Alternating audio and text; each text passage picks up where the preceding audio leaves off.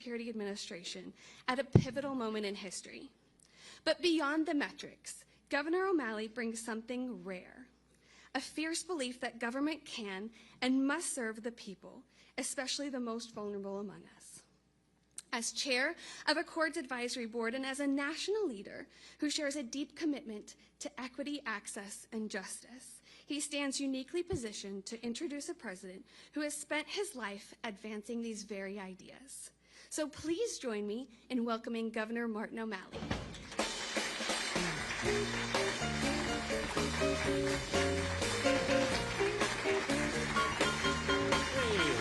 Thank you.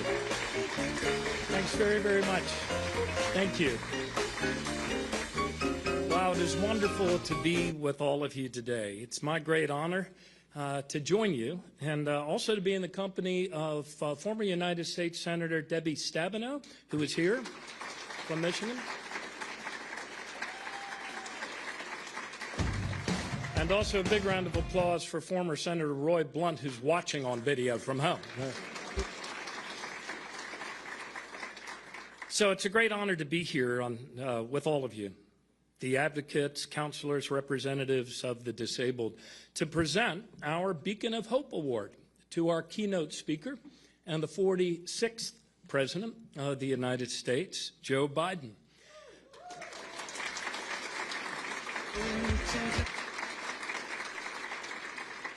As soon as he was elected, President Biden quickly and decisively led our country out of the pandemic and into the strongest economic recovery of any country in the developed world, creating 16 million jobs in just 4 years, more than any other president in American history.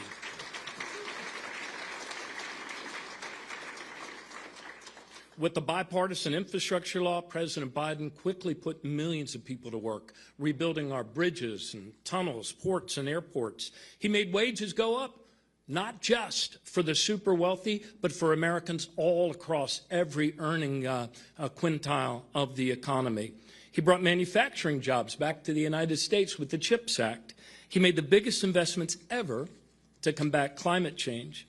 And President Biden took on Big Pharma and won, reducing prescription drug costs for tens of millions of Americans.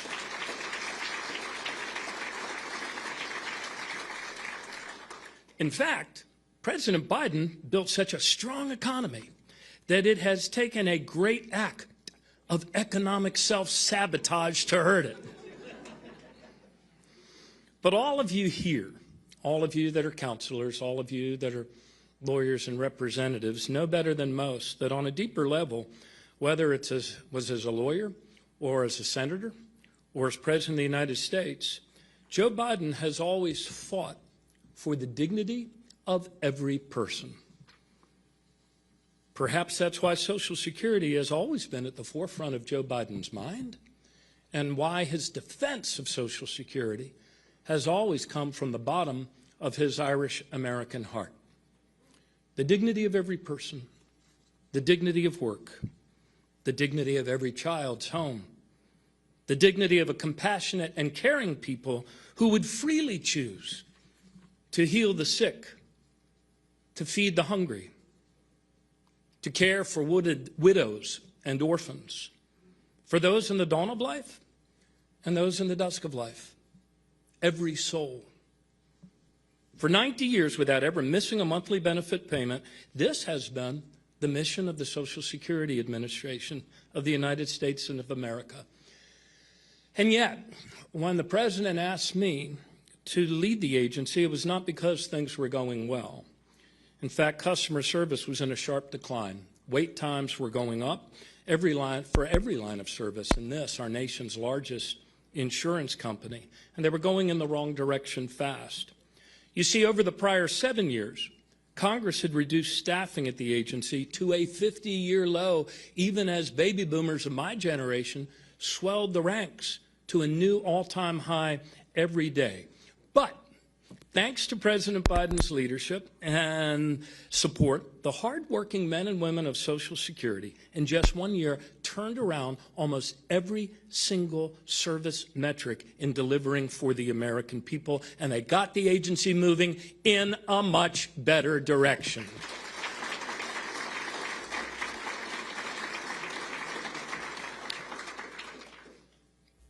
That's how President Biden, when he left office, left the agency, heading in a better direction. But now so many of those gains have been wiped out, and in just 45 days, Trump and Musk have gutted the Social Security Administration with a chainsaw. The largest exodus of staff the agency has ever suffered. And make no mistake about it, it's the American people who are feeling the pain. They'll feel the pain in the additional wait times. They'll feel the pain from being crammed into crowded wait rooms. They'll feel the pain from their field office being gutted and reduced by 25 or 50%. But I tell you, they may feel the pain, but they will not believe the big lies. And we've heard them again. We're hearing them right now. The big lie that there's a massive zombie apocalypse of dead people. Some of them, not only 150 years old, they're 300 years old. Not true. It's a big lie. And the reason the people won't believe it is because it's not true. The other big lie, illegal immigrants. They're sucking Social Security dry.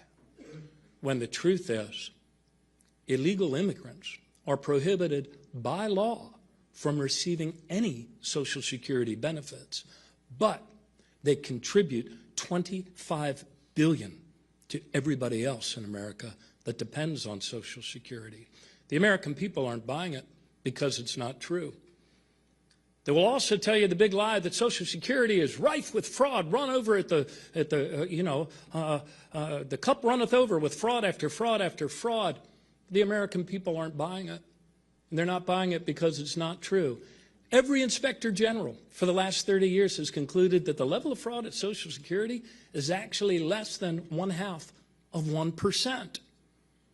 So, as our democracy awakens to this massive breaking and entering in progress and all its attendant big lies, let no one forget that for 90 years Social Security has always worked, that for 90 years Social Security has never missed a payment, that for most of those 90 years, Social Security was allowed to have adequate staffing to serve its customers. And finally, remember this.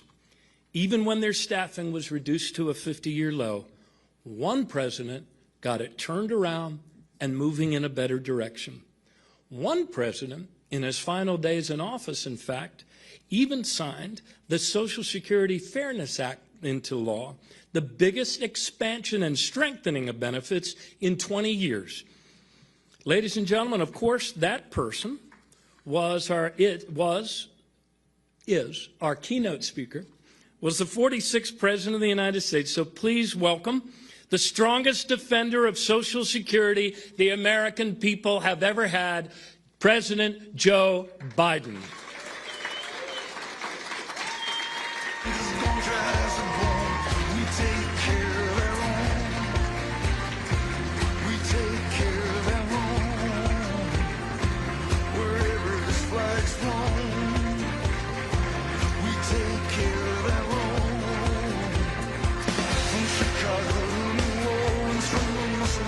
Thank you, thank you, thank you. So good to be here. Shotgun shack to the Superdome.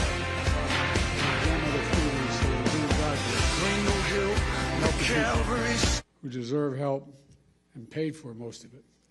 You know, my great friend, he is a great friend, Governor O'Malley. He, my dad, the Biden family started off in Baltimore. They don't say Baltimore, it's Baltimore.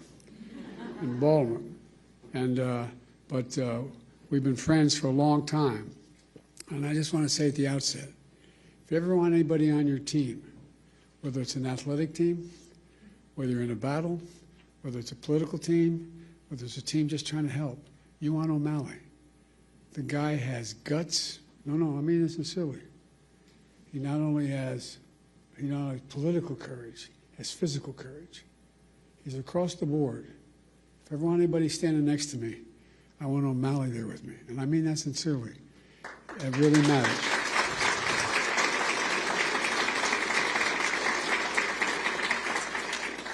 You know, I always kid Maryland because Delaware, the second smallest state, we share the eastern shore of Maryland with Maryland. But we're close friends.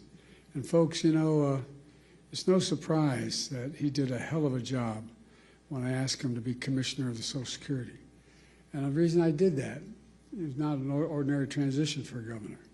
But I knew, and I mean this from the bottom of my heart, I knew we needed someone with some guts, some toughness, who'd fight for every single penny that it needed, that would try to restore the integrity of the system. And to everyone here today, I want to thank you, all of you, very much for this award. It means a great deal to me coming from you, and I mean that sincerely. It means a great deal. You're in the front lines every single day. You're helping, you're advocating for your fellow Americans, Americans with disability. It's a big deal. We talk about what happened in the physical side of it if we didn't have Social Security. Think of what the psychic calm it gives so many people who just don't know where to go, don't know how to traverse what needs to be done, or alone. Last fall on the White House lawn, we celebrated the anniversary of the Americans with Disabilities Act. As a United States Senator 400 years ago, I was looking back on it. God almighty, I've been doing this 50 years. It's hell turning 40 years old, anyway. But back in the year 1990, I was the co-sponsor of the Americans with Disabilities Act as a United States Senator. In my view, and I suspect many of you, it was one of the most consequential civil rights laws in American history. That's what got me involved in politics in the first place. Delaware, like Maryland, was one of those states, it was a slave state. We had all the vestiges of what was going on back in the day. We were one of those states that still, I remember moving from Scranton, Pennsylvania down to Wilmington, Delaware, and Cole died. My dad moved back to where we could get a job. I remember I pulled into, my mom would drive us on the Philadelphia Pike connecting Wilmington and Philadelphia. And we lived in an apartment complex. And she'd drive us it was only about half a mile to Holy Rosary School in Claymont. But it was so dangerous, she wouldn't let us walk up because of access road. I remember pulling into the parking lot. And I had never seen hardly any black people in Scranton at the time and I was only going in 4th grade. And I remember seeing the kids going by at the time called colored kids on a bus going by. They never turned right to go to Claymont High School. I wondered why. Asked my mom, why? So in Delaware, they're not allowed to go to school, in public school, with white kids, honey. That sparked my sense of outrage as a kid, just like it does, I mean, and these young kids right here can tell you things affect them when they learn about something that's really just unfair and unjust. You know, my dad was an honorable man. And my dad used to have an expression. He said, Joey, your job's about a lot more than a paycheck. It's about your dignity. It's about respect. It's about being able to look your kid in the eye and say, honey, it's going to be okay, and mean it. Well, that's what you're all about. That's what the legislation's about. It's about dignity. Simple dignity. Everyone deserves to be treated with dignity, regardless of their standing, regardless of economic situation, regardless of who they are. Making sure that more than 60 million Americans who are living with disabilities are treated with dignity is who we are as Americans. That's what it's about. I mean it. Dignity at work, at school, in their communities. In every corner of American life, laws like the ADA need advocates like you. You're the ones that keep it going, God love you. You fight like hell every single day to make sure the law is respected and your clients' rights are protected. So from the bottom of my heart, I mean this. I give you my word as a Biden. From the bottom of my heart, I say thank you. Thank you for what you're doing. Thank you for your commitment to the dignity of all Americans, because that's what ultimately this is about. Folks, today I want to talk to you about an issue that's front and center right now for millions of Americans, Social Security. You know, some of you may know the Democrats have declared today the Save Social Security National Action Day, National Day of Action, I should say. We know just how much Social Security matters to people's lives. Everyone in this room fights for people with disabilities who rely on Social Security to survive, to survive. Not just the physical side, it's the mental side. It's the mental side. You make sure folks get the benefits they earn after a lifetime of hard work. The work they do is more than just a profession, what you do. It's a calling. It's not just a profession. And Social Security is more than a government program. It's a sacred promise we made as a sacred promise. 73 million Americans receive Social Security. From their first paycheck for their entire life, they pay into Social Security. And in return, they count on Social Security to be for them when they're going to need it. Folks, must never, ever betray that trust or turn our backs on that obligation. That's why during my presidency, we protected Social Security and made it stronger. Martin, the governor, can tell you.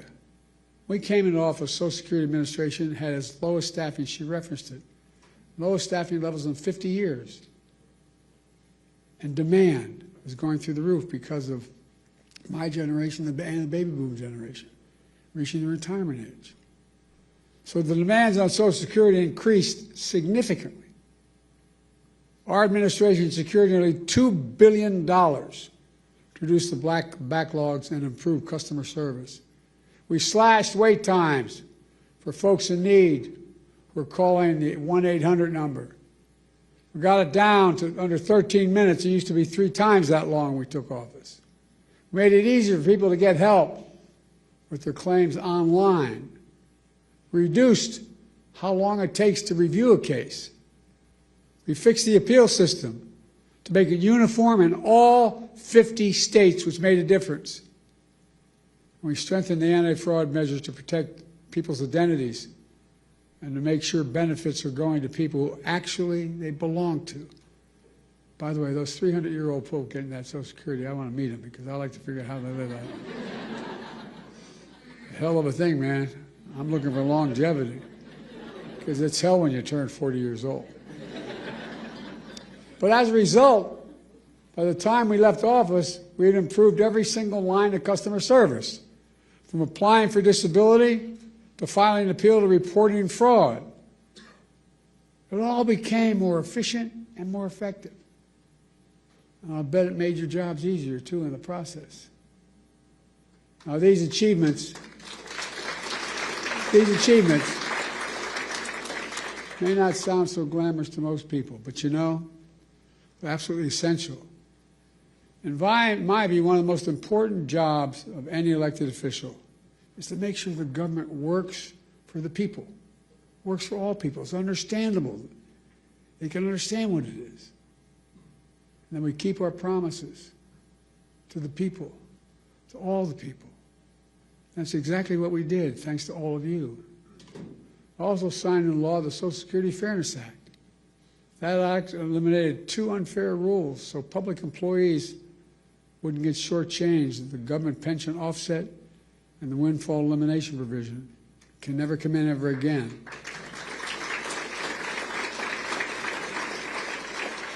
But as a result, more than 2 million people are now finally receiving the full benefits they earned.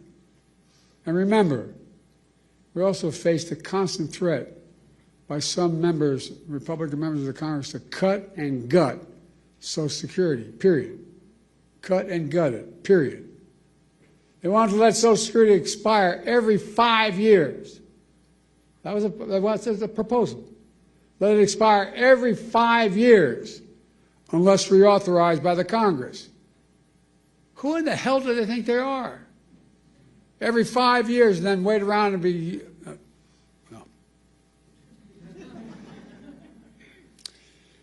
not go further or get in trouble, but look, folks. Can you imagine the chaos it would have charged? Every 5 years, Congress is going to step up. You imagine this Congress stepping up? They threatened to raise the retirement age as well. Now, that might not be a hardship for someone working in a comfortable job. But if you're on your feet all day, you're doing manual labor all day, you're working with a disability, it's a very different matter. And then they even tried to face cuts, force cuts on Social Security during the negotiation of the debt ceiling. These are wonderful guys. Last time this guy had the job, he raised the debt ceiling because of an enormous and profligate tax cut to the super wealthy. And then he said, look, then they started talking to us, his colleagues.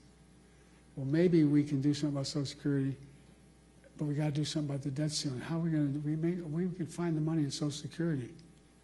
Unless we do what they wanted. They wanted to cut Social Security. Not on my watch. We refused to go along with any of that. Look, Americans have always been able to count on these benefits. And let me pause a second here and say this.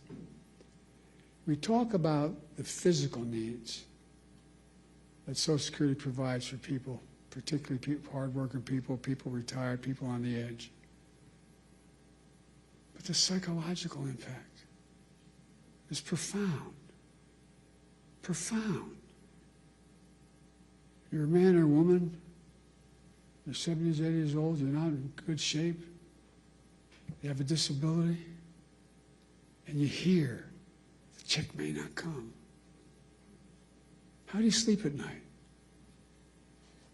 How do you sleep at night? We lived up in Wilmington in a 3-bedroom split-level home in a new development, 40 homes, with 4 kids and a grandpa living with us. And I remember our bed headboard was near my dad's and mom's room. And you could tell when Dad was restless.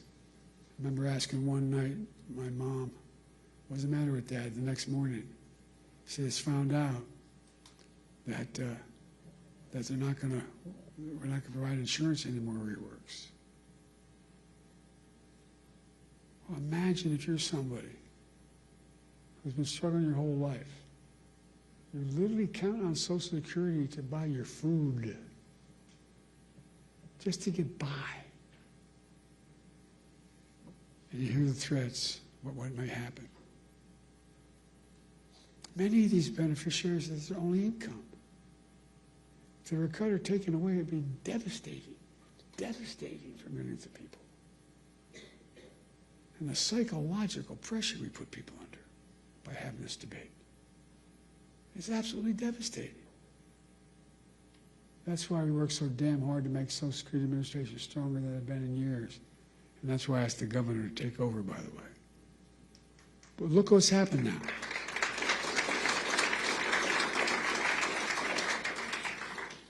Fewer than 100 days, this new administration has made done so much damage and so much destruction.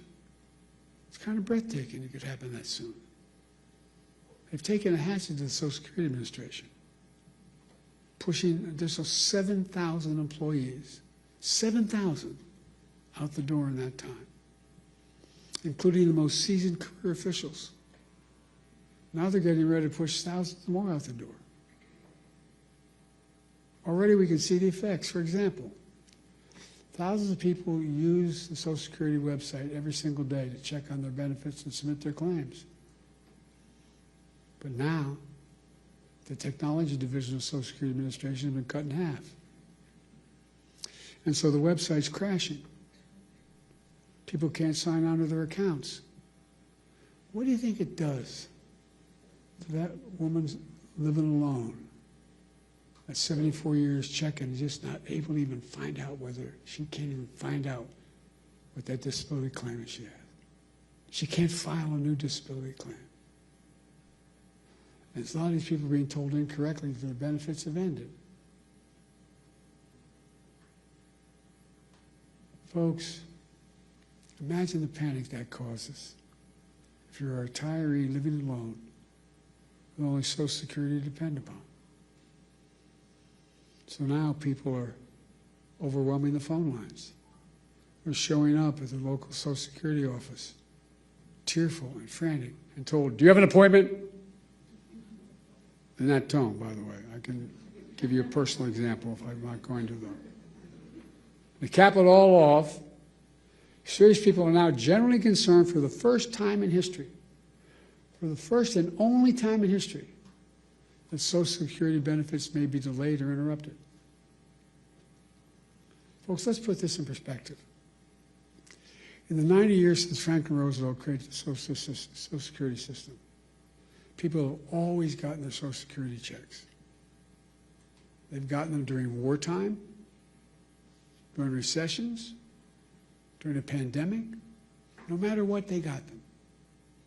But now, for the first time ever, that might change. It would be calamity for millions of families, millions of people. But the current Secretary of Commerce doesn't seem to get it. Or based on his comments, he doesn't seem to even care. Many of you saw what he said the other day. And by the way, he's a billionaire. God love him, as my mother would say.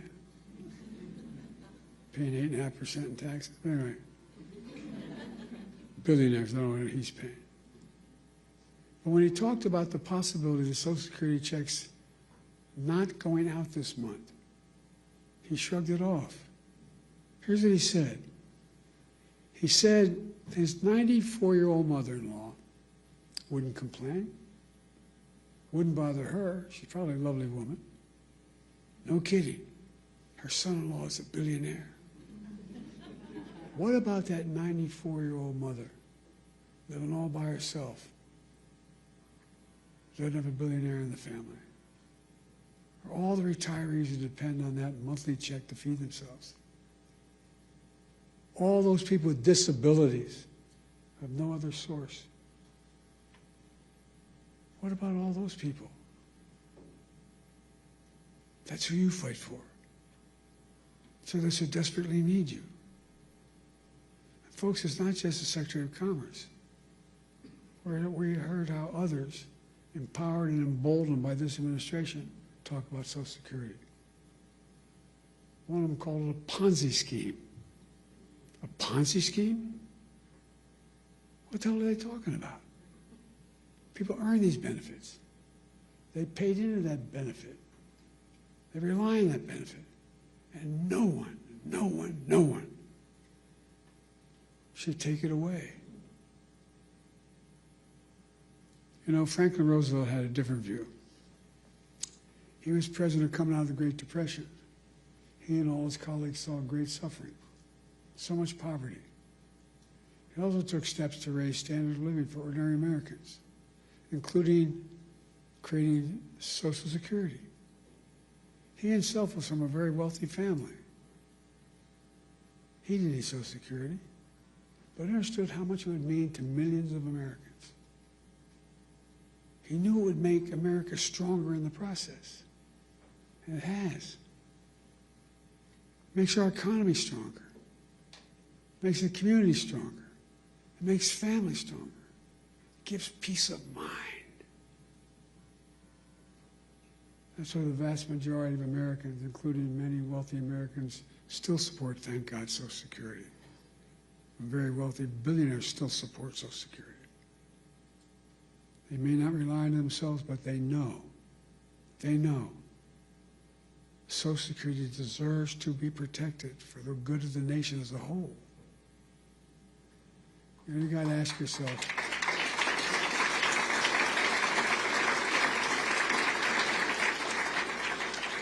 yourself, why is this happening? Why are these guys taking aim at Social Security now? Well, they're following that old line from tech startups. The quote is, move fast, break things. Well, they're certainly breaking things. They're shooting first and aiming later. And as a result, the result is a lot of needless pain and sleepless nights.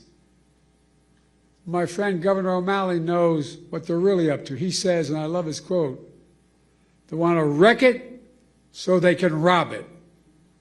They want to wreck it so they can rob it. Why do they want to rob it?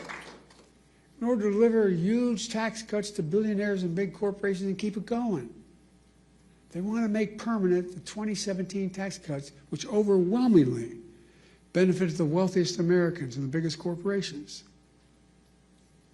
That's going to cost $5 trillion. Where are they going to get $5 trillion to pay for it? Other than continue to run the deficit up. Well, where they always do, by running up the national debt, number one, and then by taking the money from someplace else. What are the two big pots of money out there in raw numbers? Social Security and Medicaid. Well, from other programs that people rely on and have paid into. Republicans, these guys are willing to hurt the middle class and the working class in order to deliver significant greater wealth to the already very wealthy. Who in the hell do they think they are? I really think, I mean, just basic decency. Who do they think they are? I think anybody should go out. They can make $1 billion a year. They can, fine. Pay your fair share. You know what the average, we have 1,000 billionaires in America. You know the average federal tax they pay? 8.2%. Anybody want to trade that number? What you're paying? Folks, look. Let me close. I'm sorry to go on so long, but it's just, anyway. I grew up in Scranton, Pennsylvania as a kid, and then Claymont, Delaware. Middle-class towns, working-class towns. Places where people worked hard all their lives with the promise that they'd be able to retire someday with a little bit of dignity. Because they've been paying in a thing called Social Security since the very paycheck they ever earned. These people get knocked down every day, learn to get up. My dad's one expression, you get knocked down, just get up. Get up. They get up every day. The last thing they need from their government is deliberate cruelty. It's about people and neighbors across the country who look out for each other. You don't see empathy. They don't see it as a sign of weakness. They see empathy as a decent instinct. They don't see cruelty as a sign of strength. Social Security is about more than retirement accounts. It's about honoring a fundamental trust between government and people. It's about peace of mind for those who work their whole lives so they can rest assured they'll have a chance. They'll get back some of what they earned and what they deserve. But more than anything else, I mean this sincerely. And as my friend says, maybe it's the Irish of it in me, but it's about who we are as Americans. Who are we? What makes us distinct from the rest of the world?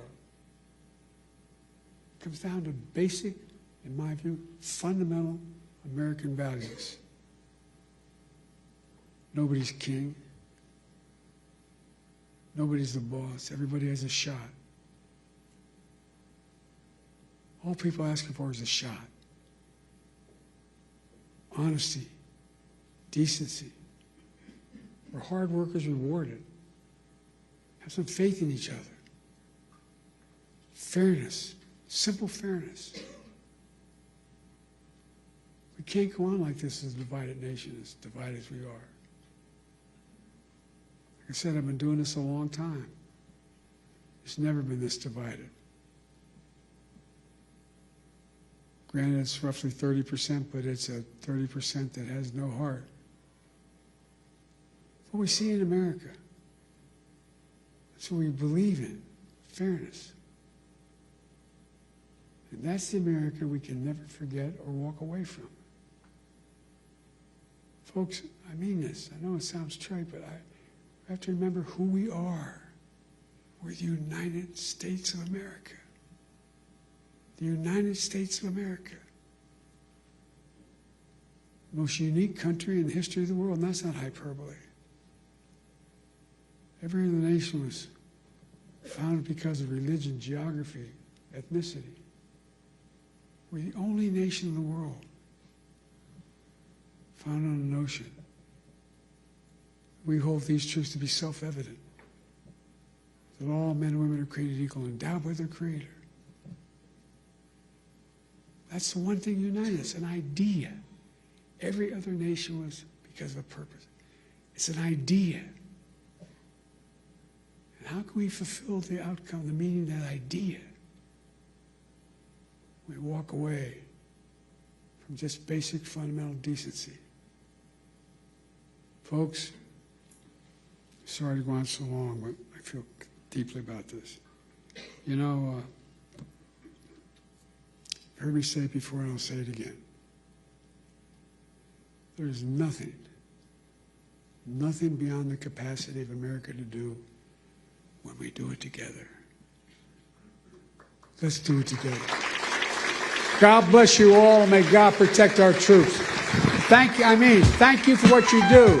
And thank you for this wonderful award. Thank you.